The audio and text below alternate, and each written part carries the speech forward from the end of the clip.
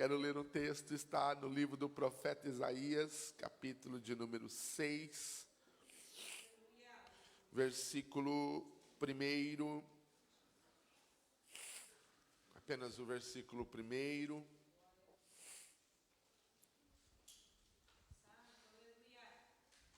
Oh, glória. Isaías, capítulo de número 6. Se você puder, fique de pé. Versículo 1. No ano em que morreu o rei Uzias, eu vi também o Senhor assentado sobre um alto e sublime trono, e a orla do seu manto enchia o templo. Serafins estavam por cima dele, e cada um tinha 6 asas. Com 2 cobriam os rostos, com 2 cobriam os seus pés, e com 2 voavam. E clamavam uns aos outros, dizendo: Santo, Santo, Santo é o Senhor dos exércitos, toda a terra está cheia da sua glória. E os umbrais da porta se moveram à voz do que clamava, e a casa se encheu de fumaça. E então eu disse: ai de mim, porque eu estou perecendo. Sou um homem de lábios impuros e habito no meio de um povo de impuros lábios. Os meus olhos viram o Rei, o Senhor dos exércitos. Amém? Pode se sentar em nome do Senhor Jesus. Glória, glória, glória a Deus. De novo, nunca sei o que eu vou falar. E até o último momento eu estava pensando outra coisa. Mas essa igreja é uma igreja missionária. E ela não é missionária porque ela se intitula missionária. É porque ela faz missão. Nós temos muitas igrejas que se intitulam missionárias e não sabem o que é missão. Mas eu louvo a Deus por ter uma igreja e estar em uma igreja que tem um entendimento missionário. Quando eu leio a Bíblia Sagrada, quando eu leio esse texto e quando eu tento entender a respeito da vida do profeta Isaías, a primeira coisa que eu aprendo é que existem alguns comentaristas que dizem que esse capítulo que lemos é o chamado de Isaías, dos quais eu discordo. Isaías profetiza nos dias de Uzias, ele profetiza nos dias de outros 3 reis pelo menos. O seu ministério é um ministério grande. Mas o texto diz que ele profetiza nos dias de Uzias. E este capítulo é exatamente o ano da morte. Logo eu entendo que não é o chamado dele aqui. É uma renovação no chamado. É uma nova unção. Nós, da escola assembleana, não falamos muito de nova unção. Mas está aqui, não dá para eu arrancar disso. Em Atos dos Apóstolos, capítulo 2, você vê que todos foram cheios do Espírito Santo, falaram em outras línguas. Atos capítulo 4, novamente eles são cheios. Mais uns capítulos, novamente eles são cheios. O que nos leva a entender é que não é apenas um enchimento. Ninguém fica cheio para sempre. Moody dizia que nós somos como uma vasilha furada, precisamos estar debaixo da torneira sempre. Essa nova unção, ela não é algo de neopentecostalismo, uma coisa moderna, é uma coisa bíblica. Nova unção é uma unção diferente para exercícios diferentes da função. Sabe? Quando a Bíblia fala que Deus chama os profetas, eles recebiam, pelo menos no Velho Testamento, eles recebiam uma porção desta unção. Então essa porção ela era específica para cada lugar. Primeira coisa que eu vejo em Isaías é exatamente isso. Ele tem um ministério e é um ministério raso. É um profeta? É um profeta. Mas ele não é um profeta experimentado. O rei era seu primo. O rei era seu parente. Ele tinha uma proteção quando ele liberava as profecias. Ele tinha um escudo. Ele tinha alguém que o defendia. E logo vocês vão entender por que essa mensagem. Ele tinha alguém que fazia o amparo, o aparato, e era aquela mão forte que dizia: pode ir, Isaías, eu te apoio. Pode ir, Isaías, eu te dou o meu aval, eu te dou o meu selo, eu coloco o meu anel nas suas palavras. Logo, Isaías é um profeta que ele exorta, que ele repreende. É um homem duro, de palavras duras. Curioso, porque quem não lê o livro de Isaías não conhece ele, conhece a partir do capítulo 6 e é um outro Isaías. Eles olham o Isaías que olha para o povo, para a nação de Judá e diz: olha, Deus não está recebendo a festa de vocês. Imagina a gente fazer um congresso e vir um profeta e falar: Deus não está recebendo nada disso. Esse é o Isaías. Não está recebendo o seu louvor, não está recebendo as suas danças, não está recebendo as vossas festas, os vossos sábados, as luas novas, tudo que vocês estão fazendo está sendo rejeitado por Deus. E Isaías olha para eles e diz: vocês são um povo rebelde, teimoso, vocês são um povo que nem mereciam a misericórdia de Deus. Pensa num homem dessa maneira. É assim exatamente que ele inicia o seu ministério, mas como eu disse, ele tem uma proteção humana. Ele tem alguém em quem ele se acomoda, alguém em quem ele se apoia. E é muito diferente quando Deus arranca esse apoio. É igual quando eu aprendi a andar de bicicleta, não sei vocês, mas quando eu aprendi a andar de bicicleta, a gente começa com as rodinhas. Aí dali um pouco você arranca uma rodinha, fica só com uma rodinha. E o meu tio me colocou na bicicleta e colocou a mão no meu ombro e falou assim: vamos pedalando, que eu estou aqui do seu lado. E depois de um tempo, quando eu fui olhar: olha, tio, eu estou andando, cadê meu tio? Meu tio não estava mais comigo. E eu estava pedalando e caí. Normalmente algumas pessoas fazem assim: a hora que repara que não tem ninguém, cai. Porque a gente confia no apoio, confia no suporte, confia no amparo, confia no aparato, confia em estruturas humanas. Esse era Isaías. Ele precisa de uma unção agora que vai permitir caminhar sozinho. Ele precisa de uma unção agora que vai proporcionar a ele a capacidade de fazer aquilo que ele foi ensinado para fazer, mas sem a proteção do rei, sem a proteção daquele homem forte. Estão entendendo? Sem a proteção daquele que estava sempre nos bastidores dizendo: eu vou te apoiar. Ele não pode mais depender dessa pessoa. Ele precisa entender que o chamado não veio dessa pessoa. O chamado não veio de Uzias, não foi Uzias que chamou Isaías, não foi Uzias que o fez profeta. Há um Deus que chama antes de qualquer coisa. Há um Deus que te chamou antes que você se convertesse, viesse à igreja, se dispusesse a ser obreiro, aprendesse os caminhos, se colocasse para aprender a dirigir culto, ou pregar, ou falar. Antes de tudo isso, Deus já tinha te chamado na eternidade. Olha o que ele diz: te chamei pelo teu nome, tu és meu. E antes que passe, se você passar pelas águas, elas não vão te afogar. Se passares pelo fogo, eles não vão te queimar. Então você nem sabia quem era Deus, mas a voz já estava na eternidade te chamando. E algumas coisas te deram esse comodismo. E essas coisas se referem a Uzias. Uzias é exatamente aquilo que a gente confia, a estrutura humana, o apoio humano, o fortalecimento humano. Pois bem, a Bíblia vai dizer que Uzias é um bom rei. Ele não é um rei ruim, gente. Ele é um rei bom, ele está na categoria dos reis bons. Ele é um rei que trouxe a glória para Judá, que há muito não se via. Desde o tempo de Salomão e Davi, Judá não sabia o que era experimentar vitória, mas Uzias traz isso de novo. Uzias é um homem poderoso, é um homem estratégico, é um militar que conquista territórios, de maneira que as nações vizinhas começam a respeitar Judá, começam a ter medo de Judá, começam a sentir que ali tem alguém que faz a segurança, que é poderoso. A Bíblia vai dizer que Uzias, ele conquista território, ele prospera, ele se torna famoso, poderoso. Porém, a Bíblia vai dizer que Uzias, ele foi maravilhosamente ajudado até que se fortaleceu. Oh, aleluia! E o problema é exatamente aqui, porque a Bíblia diz que quando ele se fortalece, ele abandona o Senhor. Quando ele se fortalece, ele se orgulha. Quando ele se fortalece, ele se exalta. Esse é o grande problema. Quando a gente esquece de onde veio todas as coisas. Quando a gente esquece que a sabedoria não é nossa, a unção não é nossa, o poder não é nosso, a habilidade não é nossa.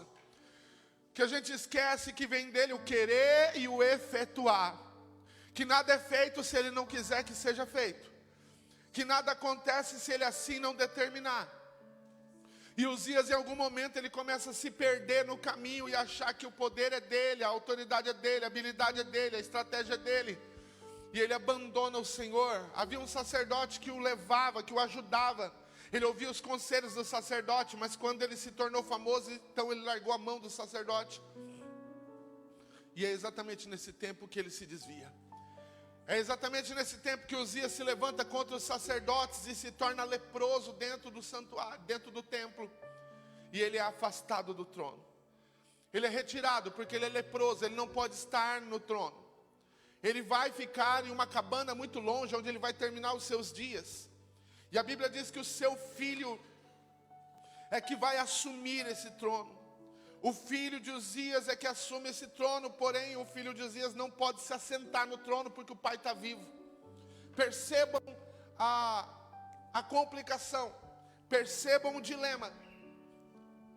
Uzias não pode se assentar no trono porque está leproso. E o filho não pode se assentar no trono porque o pai está vivo. E então o trono fica vazio.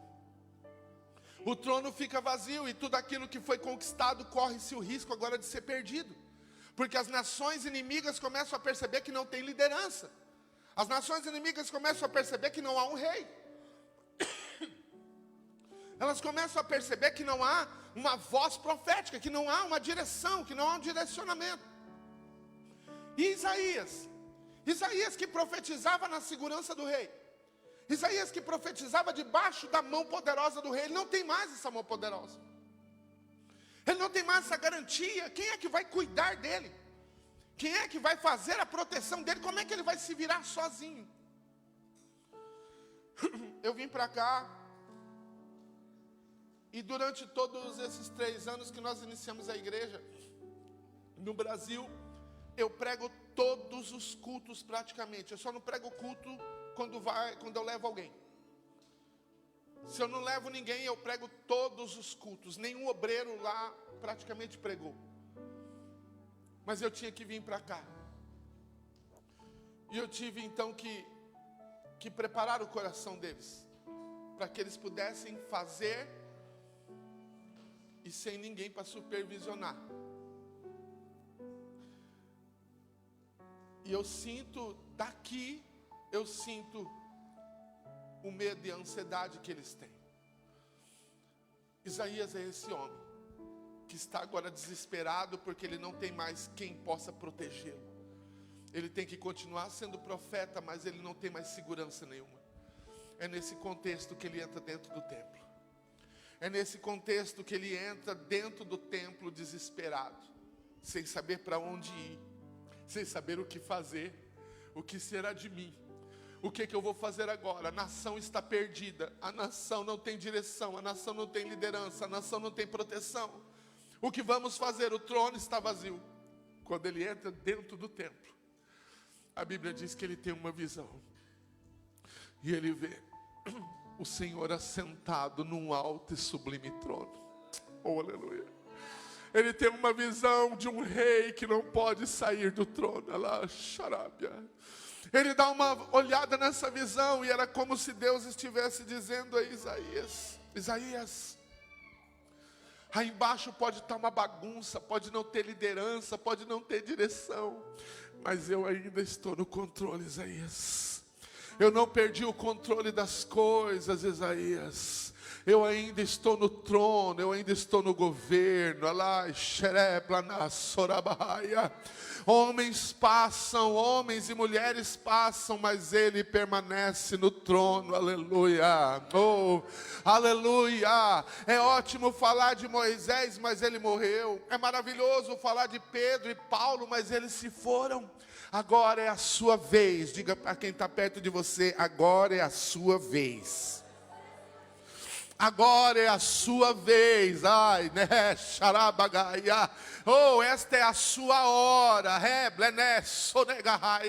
É por isso que Deus, Ele tira de nós aquilo que é o nosso comodismo, aquilo que é a nossa base de confiança, porque a nossa confiança tem que ser Ele no trono. Ele não se move, Ele não sai do lugar. Ele é o objeto irremovível, inabalável, inalterável, infalível. É o Deus do impossível. Aleluia.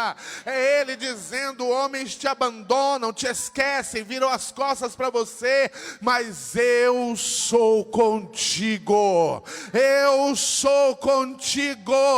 Poderia uma mãe esquecer-se do filho que ainda amamenta, mas ainda que esta se esquecesse, eu não me esquecerei de ti. Eu tenho o seu nome gravado na palma das minhas mãos. Aleluia! Ei, Deus está no trono, Ele está no controle. É Ele que manda, é Ele que desmanda. Ele mata e faz viver, Ele fere e Ele sara, e não há quem possa escapar das suas mãos. Ele é Deus, aleluia! Oh, nebia suribiga xarabia nebasoro. Há um Deus que controla todas as coisas. Há um Deus que controla todas as coisas. Sabe, irmãos, eu passei por momentos muito difíceis antes de chegar aqui. Momentos terríveis mesmo. E em todos esses momentos Deus me mostrava que eu estava confiando nas coisas erradas, que eu estava olhando para as coisas erradas. Então às vezes a gente olha o Isaías aqui e quer ter um olhar de julgamento e não percebe que devagar a gente vai confiando na nossa habilidade, na nossa condição, na nossa maneira. E a nossa confiança ainda tem que ser Ele. A nossa confiança ainda tem que ser o Senhor. Isaías está preocupado com a liderança do povo, e Deus está dizendo: eu estou na liderança, eu estou na liderança. Sabe, quando ele chama Josué: Josué, você vai liderar o povo para entrar na terra. E Josué fica lá desesperado: mas quem pode substituir Moisés? E aí Deus dizendo para Josué: o que você viu em Moisés? O que você admira em Moisés? Ele pregava demais. Era eu, Josué, que falava através dele. Mas ele fazia sinais. Era eu, Josué, que fazia sinais através dele. O que você viu em Moisés não era de Moisés, era meu. O que Moisés fazia não era ele, era eu. O que eu fiz com Moisés eu vou fazer contigo. Eu serei contigo, como eu fui com Moisés. O Deus de Abraão, Isaque e Jacó é o teu Deus. É o teu Deus. O Deus que te chama é o mesmo Deus. Aleluia. Eu li a história de Spurgeon, eu li a história de Moody. Eu achei fantástico quando Moody se converte. Ele vai para a Inglaterra para ver Spurgeon pregar. Spurgeon tem 15, 16 anos, e a primeira coisa que ele vai fazer, ele quer ver Spurgeon pregar. Spurgeon está pregando para uma multidão, mais de 5.000 pessoas, e no meio da mensagem Spurgeon diz: o mundo ainda não viu o que Deus pode fazer com um homem que se entrega nas suas mãos sem reserva. No meio da multidão, um jovem levanta a mão. É um jovem, Natan, não é um homem barbado, é um jovem. Ele levanta a mão e diz: eu quero ser este homem. Esse jovem vai lá na frente e Deus recebe aquela oferta. Aquele jovem era D.L. Moody, ganhou mais de 1 milhão de almas para Deus, mais de 1 milhão de almas para Cristo. Deus está procurando crentes que olhem através da sarça, que não fique admirado com a sarça que não pega fogo, mas com a voz que fala do meio da sarça, dizendo: eu sou o Deus de Abraão, Isaque e Jacó. Eu te chamei para a minha obra. Aleluia.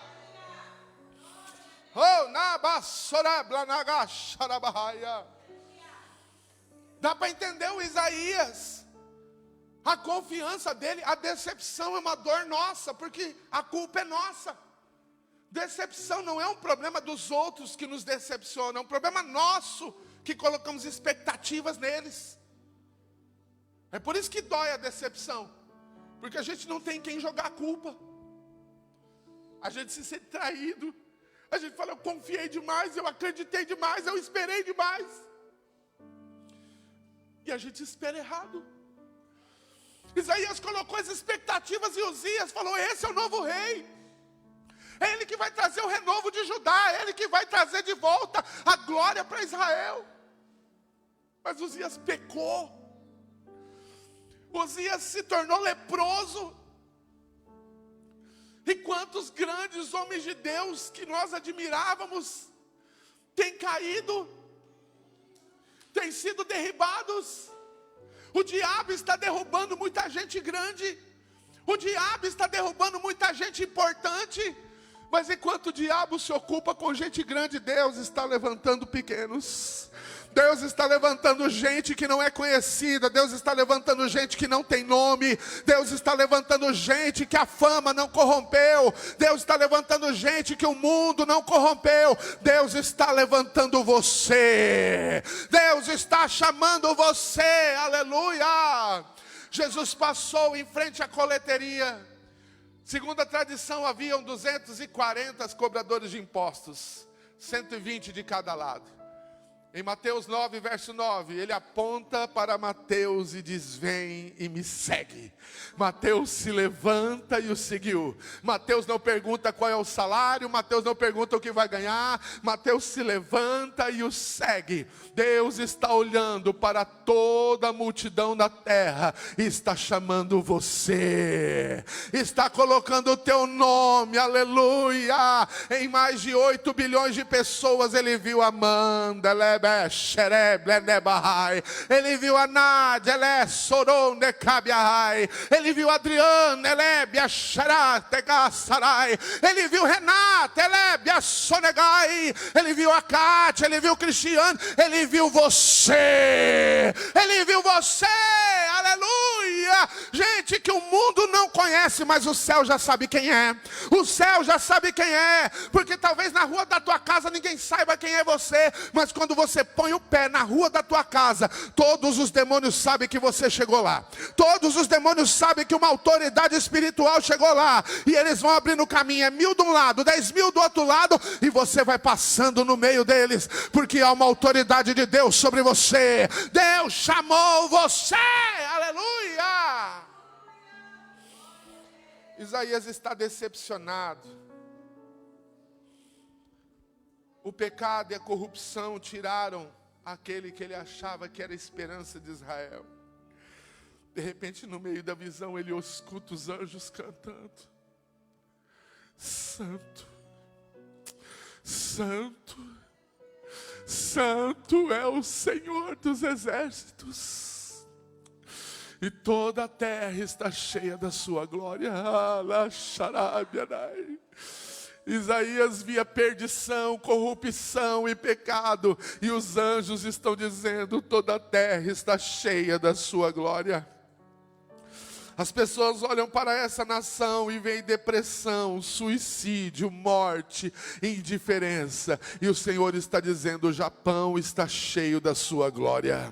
O Japão está em chamas. O Senhor me deu uma visão quando pregava no congresso. Ele me mostrou essa terra afogueada com várias chamas. Eu falei: o que é isso, Senhor? E o Senhor dizendo: são os profetas que eu vou levantar. O Japão está em chamas.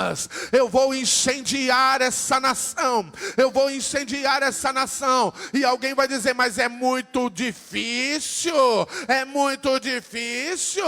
É pouca igreja. É pouca gente. O Brasil começou com 2 homens. 2 homens. E hoje é uma nação incendiada pelo poder da palavra. Porque quem faz não é o homem, é a palavra. Quem faz não é o homem, é o Espírito. Quem faz não é o homem, é a voz profética. Eu acredito nesse Deus, eu creio nesse Deus. Ele está dizendo: toda a terra está cheia da sua glória.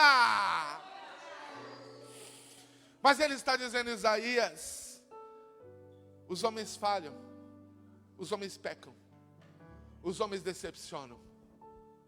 somos decepcionáveis e decepcionantes. O nosso problema é que não somos pecadores porque pecamos. Nós pecamos porque somos pecadores. Porque tudo que a gente faz é pecar. A gente não faz outra coisa além de pecar. A gente resiste ao pecado pelo sangue dele, pelo poder dele. Mas a nossa natureza é falhar. A nossa natureza é fracassar. Essa é a nossa natureza. Mas é por isso que ele está em nós. É por isso que ele enche a nossa vida com seu Espírito e nos faz entender que somos mais do que vencedores. Mas espera aí, pastor, não somos fracassados, não. A nossa carne é fracassada, a nossa natureza é fracassada, mas ele ressuscitou o nosso Espírito e agora ele está em você. Ele se move em você, ele está em você. E como diz o corinho, eu quero que valorize aquilo que você tem, porque o mesmo Espírito que ressuscitou a Jesus está dentro de você, está dentro de mim, aleluia. E agora podemos dizer: eu posso todas as coisas porque ele me fortalece, aleluia. Ele está dizendo, Isaías, o homem falha, o homem fracassa, o homem tropeça, mas o Senhor continua sendo santo, aleluia. Ele é santo, nele você pode confiar, ele não muda, ele é o mesmo. Tudo mudou, o que era errado virou certo, o que é certo virou errado. O que há 30 anos era pecado, hoje já não é mais. O que há 30 anos a gente tinha vergonha, hoje está estampado nas redes televisivas, nos jornais, nas revistas, na internet. Tínhamos vergonha de comentar. Hoje as crianças falam para nós. O mundo se acostumou com o pecado. O mundo não sente mais vergonha do pecado. As músicas que na minha época, e não estou sendo saudosista, estou só falando os fatos. As músicas que na minha época não podiam ter um palavrão, hoje é difícil ter uma palavra que não seja palavrão. E as pessoas aplaudem, gritam. E as pessoas dizem viva.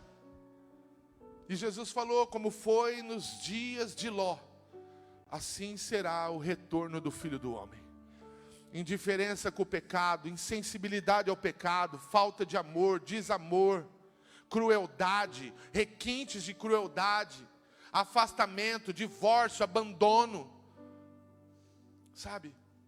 Pessoas que não se importam em preservar a moralidade, os bons costumes. Eu vi uma entrevista no Brasil e um psicólogo estava falando para o entrevistador que a igreja vai aceitar o homossexualismo. Então o entrevistador falou assim: por que você diz isso? Ele falou assim: porque o único motivo que eles têm para não aceitar é porque a Bíblia diz que é pecado. Então o entrevistador falou assim: mas é pecado? E ele disse: sim, mas o divórcio também é. E eles aceitam normalmente. No começo não. No começo era uma gritaria, era um alvoroço, era uma resistência. Mas com o passar do tempo, com o passar das décadas, foram aceitando naturalmente e hoje já é comum. Não se engane, existem coisas que o mundo devagar está infiltrando no meio de nós.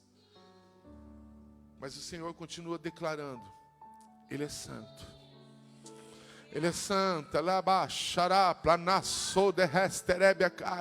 Ele é santo, e a Bíblia diz: segui a santificação, porque sem ela ninguém. Ele está dizendo ninguém, ele está dizendo não é pastor, não é missionário, não é pregador, não é cantor, é ninguém. Sem a santificação ninguém verá o Senhor. Mudaram todas as coisas. Eu vi um jovem com a camiseta escrito, mudaram todas as coisas. Eu falei, é verdade, mudaram tudo, tudo está mudado. Quando o jovem passou por mim, nas costas da camiseta estava escrito, mas Deus permanece o mesmo. Ele ainda é o mesmo, Ele ainda é o mesmo. A lei não mudou, a regra não mudou, a história não mudou. Queremos ver olhos de cegos se abrirem, nós queremos ver paralíticos se levantarem, nós queremos ver a cura dentro da igreja, mas aceitamos a enfermidade, aceitamos naturalmente, porque achamos que é normal. Não é normal.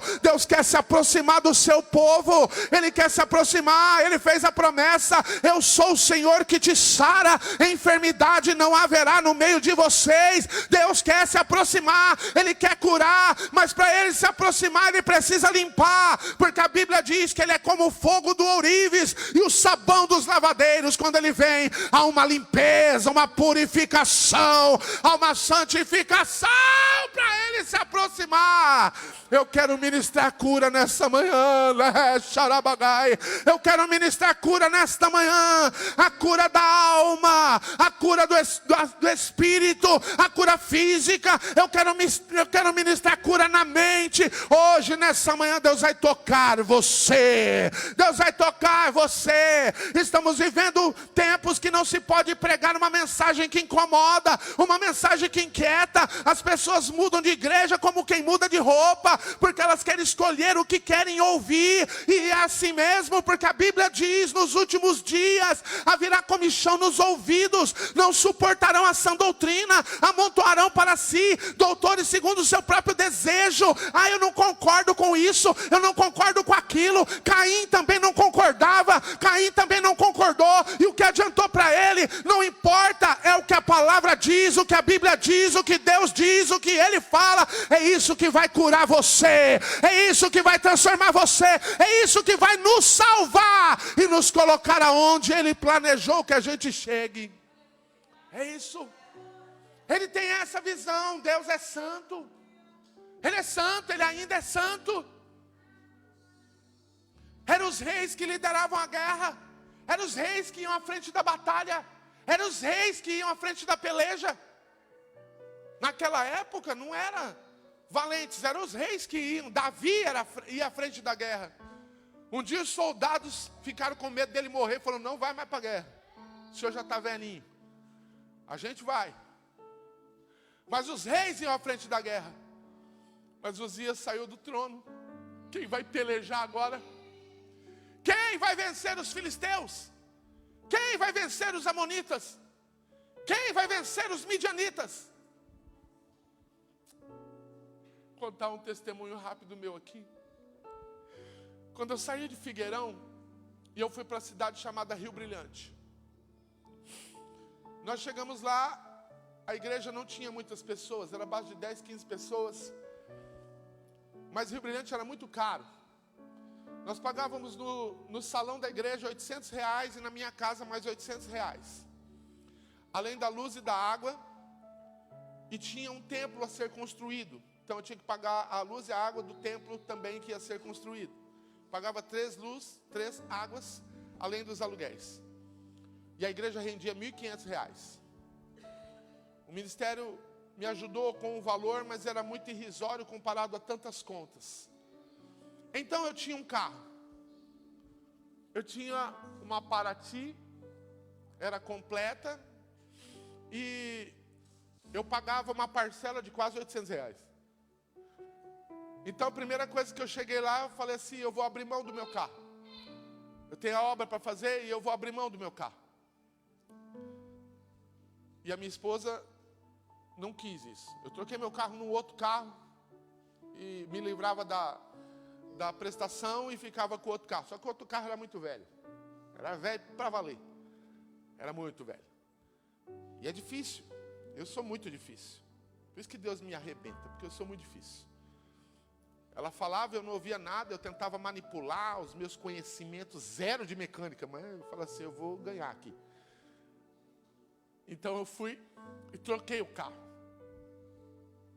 3 dias depois eu não suportava olhar para aquele carro. Todo mundo conseguia engatar ré, eu não conseguia. Meu Deus do céu. Que raiva que eu estava daquele carro. Eu não podia reclamar para ela, porque mulher tem um negócio muito peculiar. A mulher, ela espera a hora certa para dizer, eu falei.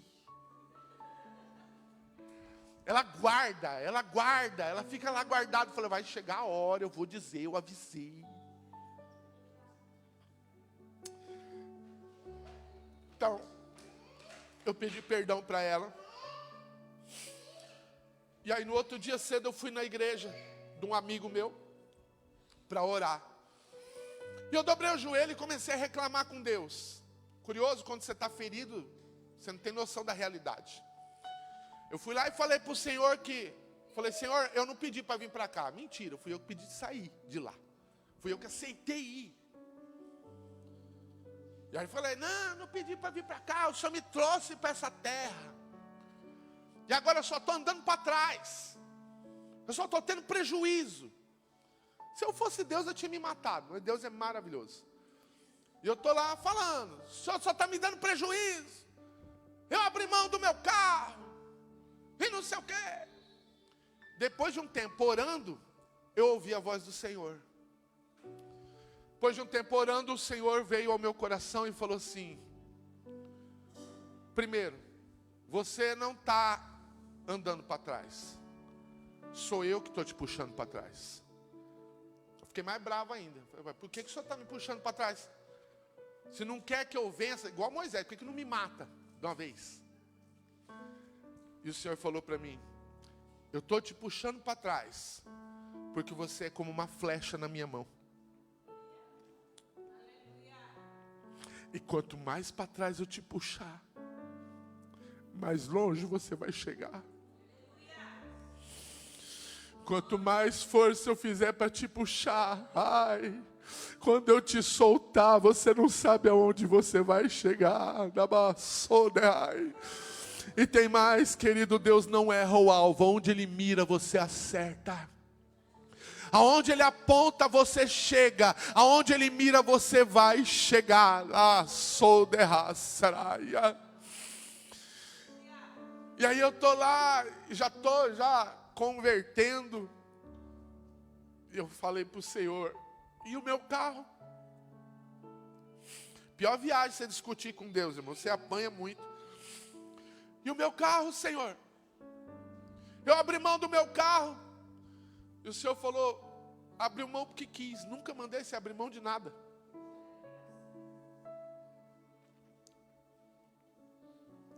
Aí o Senhor falou para mim, era eu que pagava o teu carro. Por que você achou que eu não ia pagar mais? Ou era você que pagava? E aí eu chorei muito ali, pedi perdão ao Senhor. E aí falei, Senhor, mas agora minha família está pagando preço por causa da minha burrice, da minha ignorância. Eu preciso que o Senhor faça um milagre. Eu preciso que o Senhor faça alguma coisa a meu favor. Era 7 da manhã. Quando foi 9 da manhã do mesmo dia, eu tinha um Peugeot 307 sedã completo na minha garagem, sem tirar R$1 do bolso. 2 horas depois, estava dentro da minha garagem, um carro que eu nunca pensei em comprar, estava lá. Sabe o que é isso? É o poder do arrependimento. O teu arrependimento abre portas. O teu arrependimento abre caminhos que você não tem noção do caminho que Deus está abrindo para você. O poder do arrependimento. Deus é o único que a gente peca, pede perdão para Ele, Ele ainda dá um prêmio quando a gente se arrepende. Deus fez isso. Isaías agora está preocupado. Quem é que vai liderar as guerras? Quem é que vai vencer as batalhas? Quem é que vai pelejar? O mesmo que sempre pelejou. Nunca foi Uzias. Quem vencia as batalhas nunca foi Davi. Deus ficou bravo com Davi quando Davi foi contar o número dos soldados. Era Deus dizendo, Davi, nunca foi você. Quem derrubou Golias foi eu. Quem matou Filisteu fui eu. Você é apenas um instrumento na minha mão, nunca foi você.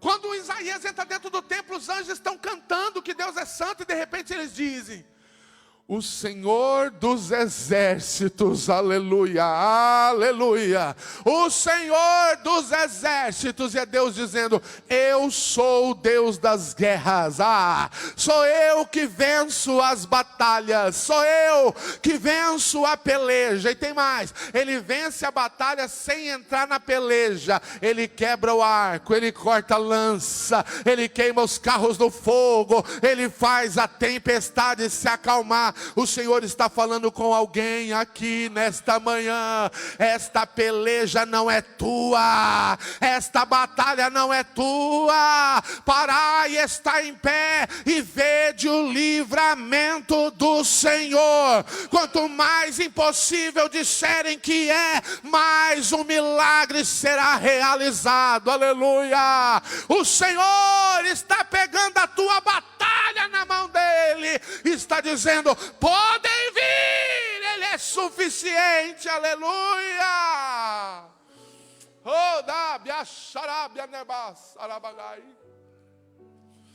Isaías diz: eu ouvi a voz do que clamava, e a casa se encheu de fumaça, e os umbrais da porta se moveram. O original literalmente diz: as trancas das portas caíram. O Senhor está abrindo portas aqui nessa manhã. Se coloque de pé em nome de Jesus. O Senhor está abrindo portas aqui nesta manhã. Portas que estavam fechadas, Ele está abrindo. Portas que estavam trancadas estão caindo os cadeados nesta manhã. Ele está despedaçando. Eu sei até que a campanha acabou, mas Ele está despedaçando o jugo. Ele está quebrando a resistência. Ele está quebrando o impedimento. Hoje muralhas vão cair, cadeias vão quebrar. Tudo porque Ele é bom, porque Deus é bom e a sua misericórdia dura para sempre.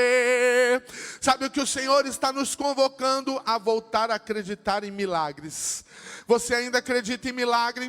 Você ainda acredita que Ele cura? Você ainda acredita que Ele quebra portas? Ele endireita caminhos tortos, aleluia. É Ele que faz o teu nome soprar, é Ele que sopra o teu nome, é Ele, é Ele, é Ele.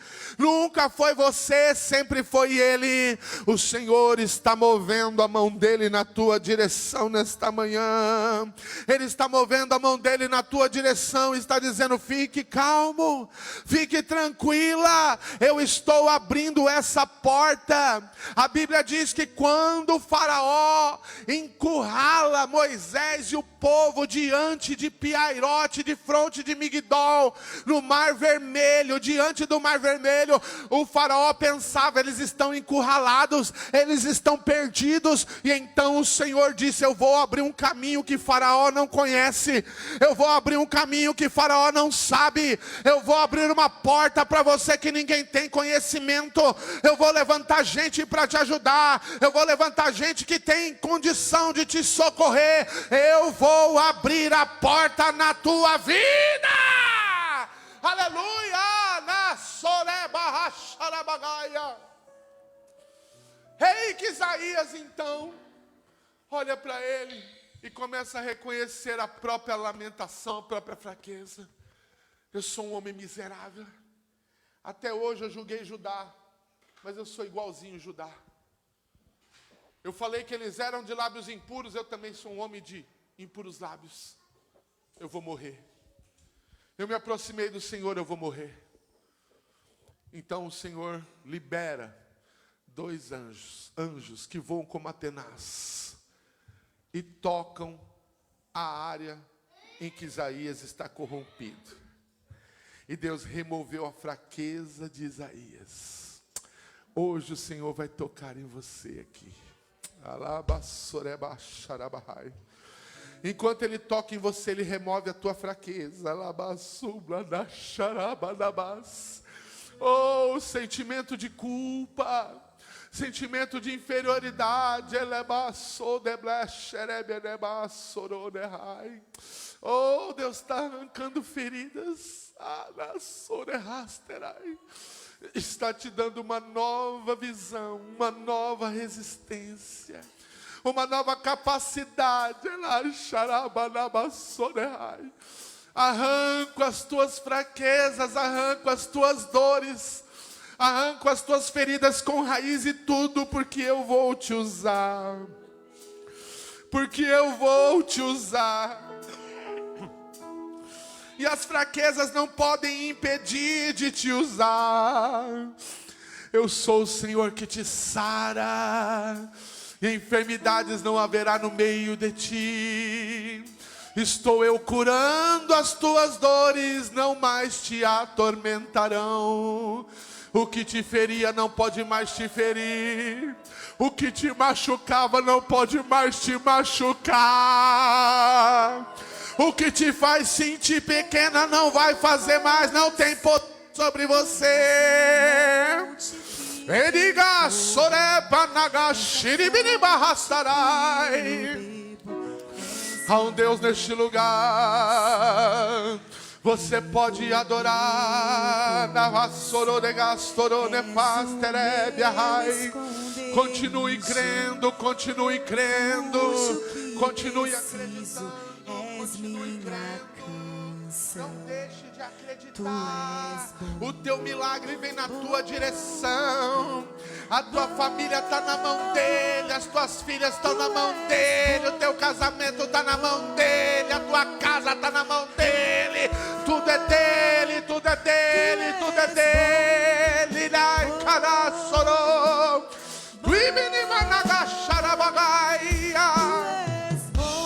Comece a receber agora autoridade. O Senhor está visitando vidas. O Senhor está tocando vidas. Toca, Jesus. Toca, Senhor. Quebra agora, Senhor, toda resistência, todo embaraço. Quebra agora todo mal, todo laço, todo laço, todo laço. Continue acreditando. O Senhor vai visitar a tua casa, vai visitar a tua família. Enquanto você adora, Ele visita a tua casa. Enquanto você adora, Ele visita a tua família. Enquanto você adora, Ele visita a tua saúde. Enquanto você adora, Ele visita as tuas finanças. Ele te visitando. Oh,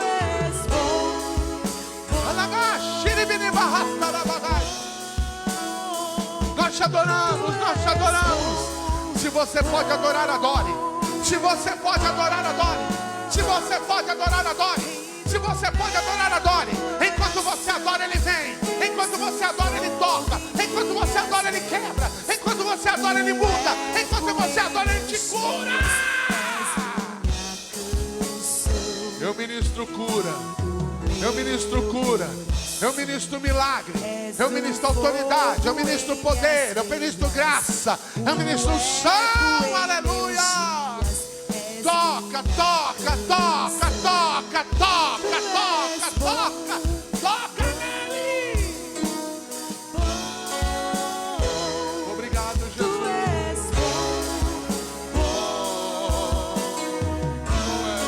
Diga que Ele é bom. Diga pra Ele. Ele é bom. Ele é maravilhoso. Ele é santo. Ele é Deus. Ele é fiel. Ele é o Senhor. Ele é o poderoso na batalha. Ele é o Deus tremendo na batalha. Viva na gaxarabana vassorebia.